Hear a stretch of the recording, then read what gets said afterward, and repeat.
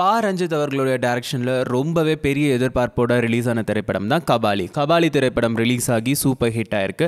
அதுலேயும் இந்த திரைப்படத்தில் வந்து ரஜினிகாந்த் அவர்கள் ரொம்பவே மாறுபட்ட ஒரு கதாபாத்திரத்தில் நடிச்சிருந்தார் அப்படின்னு தான் சொல்லணும். அவருடைய வயசுக்கு என்ன கேரக்டர் தகுமோ அந்த கேரக்டரை கொடுத்து ரஞ்சித் அவர்கள் அவர்கிட்டேருந்து நடிப்பை வாங்கிட்டார். அந்த மாதிரி ஒரு திரைப்படம் தான் கபாலி திரைப்படம். கபாலி திரைப்படத்தில் ஒரு கேங்ஸ்டர் நடித்த நம்ம ரஜினிகாந்த் அவர்கள் அவருக்கு ஏற்ற வயசான கேரக்டர்லேயே நடிச்சிருந்தார். எப்போவுமே ரஜினிகாந்த் அவர்களை வந்து எங்கா காட்டுறதுல நம்ம இயக்குநர்கள் எல்லாருமே மும்முரமாக இருப்பாங்க. காரணம் என்னன்னு கேட்டிங்கன்னா, அவரை வந்து ரசிகர்கள் வயசான கேரக்டரில் ஏற்றுக்கவே மாட்டாங்க அப்படின்னு நினச்சிட்டு இருந்தாங்க. ஆனால் அதை வந்து உடைச்சிருக்காரு நம்ம ரஞ்சித் அவர்கள்.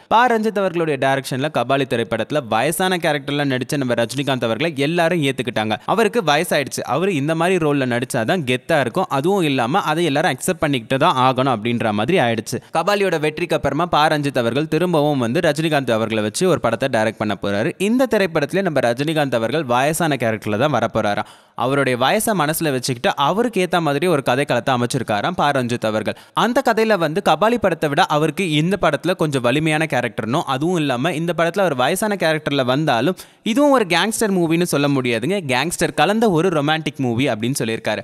கபாலி திரைப்படம் எப்படி வந்து கேங்ஸ்டர் கலந்த ரொமான்டிக் மூவியோ அதே மாதிரி இதுவும் கேங்ஸ்டர் கலந்த ரொமான்டிக் மூவி. ஆனால் இந்த படத்தில் கேங்ஸ்டர் அப்படின்றது வந்து ரொம்ப கம்மியாக தான் இருக்கும், ரொமான்டிக் தான் ரொம்ப ஜாஸ்தியாக இருக்கும் அப்படின்னு சொல்லியிருக்காரு. கதைப்படி நம்ம ரஜினிகாந்த் அவர்கள் வயசான கேரக்டரில் வரப்போறாரு. அவருக்கு ஜோடியாக இந்த திரைப்படத்தில் ஹிந்தி ஆக்ட்ரஸான வித்யா பாலன் அவர்கள் நடிக்க போறதாகவும் தகவல்கள் வெளியாகி இருக்கு. இந்த தகவல்கள்லாம் எந்த அளவுக்கு உண்மை அப்படின்றத ரஞ்சித் அவர்கள் கூடிய விரைவில் வந்து பிரஸ் மீட் வச்சு சொல்ல போறதாகவும் சொல்லியிருக்காரு. அந்த பிரஸ் மீட்டுக்காக நீங்க எல்லாரும் காத்துட்டு இருக்கீங்க அப்படின்றது எங்க எல்லாருக்கும் நல்லா தெரியுது.